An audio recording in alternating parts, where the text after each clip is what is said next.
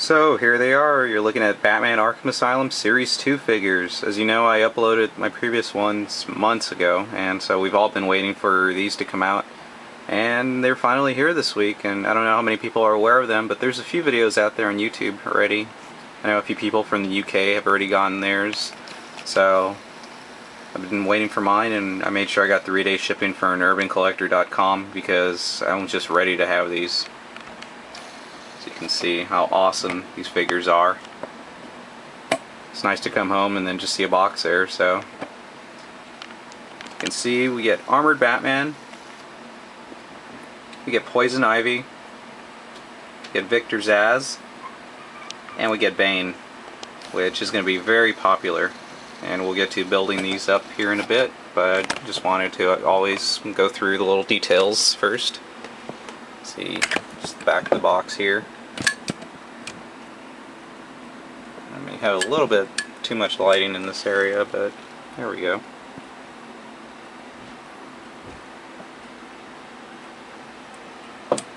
So enough of the little details, let's just get started. Alright, so before I go ahead and open these, I just wanted to just make a few points, and I was thinking about it, so I decided that I was actually going to show everybody how to open these up, since I've had a few people ask me. But before I do that, I just wanted to just show the box here that it came in. Since I did order all 4 figures at once, it was nice of Urban Collector to send me the original box. So essentially it was a box within a box. I just thought that was nice of them. As you can see right there, it says Batman Arkham Asylum Series 2 figures. I think it looks pretty neat, but go ahead and set this down just to show you how to open this up. So what we do here, well, it helps out if you have a Batman knife like me, as you can see here. Yes, it's double bladed, but anyways, so what I go ahead and do is I cut in this area downward. Just gotta be careful not to cut yourself or anything. But I found that to be the easiest way, as you can see right there. Just slice across. I mean, it's not perfect what I'm doing. As you can see how easily that comes apart. So, I'll go ahead and demonstrate it with the Bane figure. Hopefully it's a success. But, just go ahead and poke through and slice. And I went a little bit uneven there just because of the size of this box. If I can get it right there. Looks like I just did. So, sometimes you don't need to cut it perfectly, but let's see if I did here. I kind of want to get one side, kind of get the other. So, I actually did it, so here's how it's going to be. Comes apart really easily, just like that. And I know I've kind of messed it up here in the corner, but as you can see with the Batman one, which I didn't shoot on film, how easily it came apart. Just like my previous video, I just wanted to show them kind of in a step-by-step unboxing here, just so you can get to see all the little details. This is how they look when you bring them out of their little plastic shell. So they're still wrapped up somewhat. Yes, this figure's pretty heavy, so hopefully he doesn't fall over like some of the other figures I own. And here's a little paper slip that comes in each little casing, as you can see right there. You can use that as a background here on the inside. I've thought about getting this Batman statue. I've seen it at a few comic book shops, and it does look pretty neat, but it's about the same size as these figures, just black and white, of course. And there's Series 1, which you can find there in my description when this is uploaded. So for anybody who asks, go ahead and just always read the description. I always include every little link, all the info about each of these videos, what I record them with and everything. And here's the back of it. Alright, so first up we have Batman here. Really cool figure. I like the details on it. As you can see, his cape flows that way, which is a little bit different than the Series 1, which I'll get to here in a bit when I display them all together.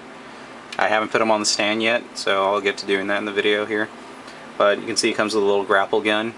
Let's go ahead and just place that in his hand. We'll get it right.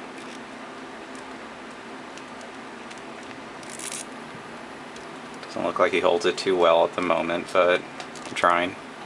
And yes, we did, right there. So I always put mine on the little display stands because, of course, I don't want them falling over or anything, but as you can see, it's very basic, just like Series 1. Little DC Comics logo on the back.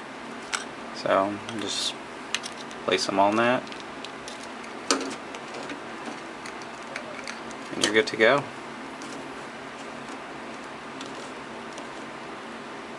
Doesn't have a whole lot of articulation in the head, or maybe I just don't want to, ruin my figure just yet. But he does have it in his legs, not in the ankles because of the boots. As you can see, you can move his arm.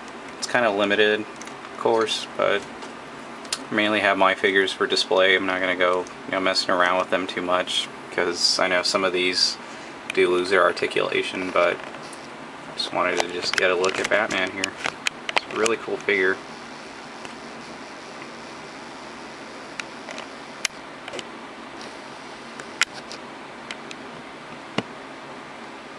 Next up we have Poison Ivy.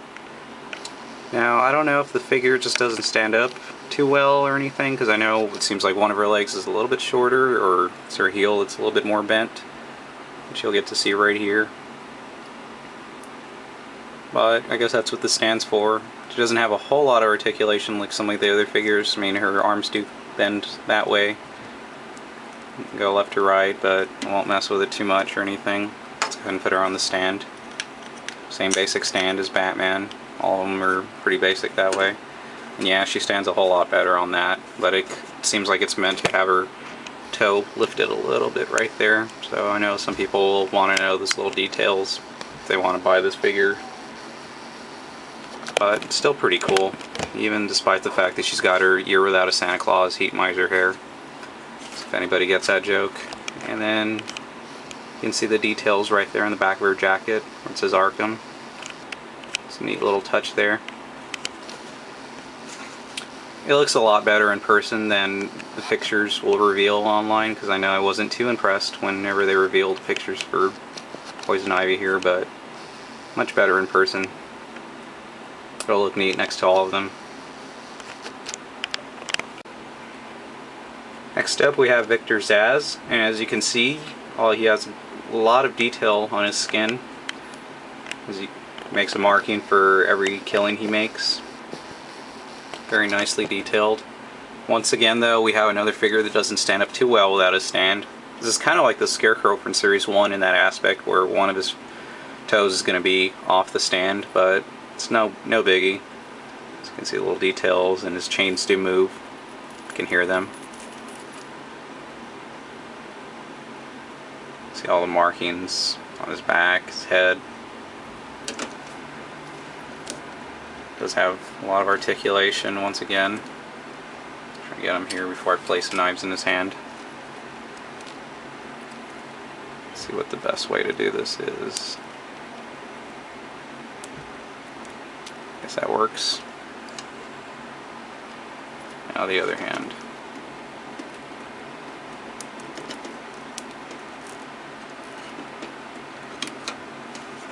And there we go.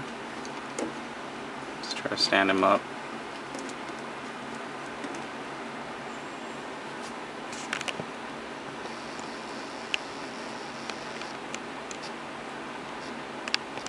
And last but not least, we have, which is going to be the most popular of this series, it's Bane, just because of the sheer size of him. I was chuckling a little bit whenever I was getting him out of the package, just because I kept thinking to myself, how awesome is this? As you'll see here in a sec. So, before I put a little Venom backpack on him, I just want to show a little few features. As you can see, you can get him into his little Hulk smash, Donkey Kong smash, whatever you want to call it. He does have articulation in his legs, both legs. You can go left and right, so that way you can stand him up without having to worry about him falling over. As you can see, I got him right there. But there's this little Venom backpack, so I figured out where each of the little tubes goes. So as you can see right there in his back, there's a spot. Just place that in there, and you're good to go. So this tube right here goes into his arm very easily. The other tube into the other arm. I did notice that this one, I had a little bit of trouble getting that one in there, but maybe it's just the way it was made. So, and then there's 3 right here. This one goes right there in the very center. Try not to break these, so maybe advise being a little bit careful. And see, when I did this earlier, I was wondering where these 2 went, and all I had to do was just turn the figure over right there. It's not something I noticed right away, so just in case any of you are wondering, same thing, just plug right into his head. So it's very cool. And there you have it. Very awesome figure, and like I said, I'm sure he's going to be the most popular of them all. So let's show them on the display case now. I just went ahead and put the Batmans next to each other just so you can see a little size comparison there. It does look like this one stands a little bit taller, maybe because of the ears. And you can see the armor differences in his regular suit and everything, so try to do a little cool lighting effect right there while it's illuminating from below. But just so everybody can see it a little bit better here.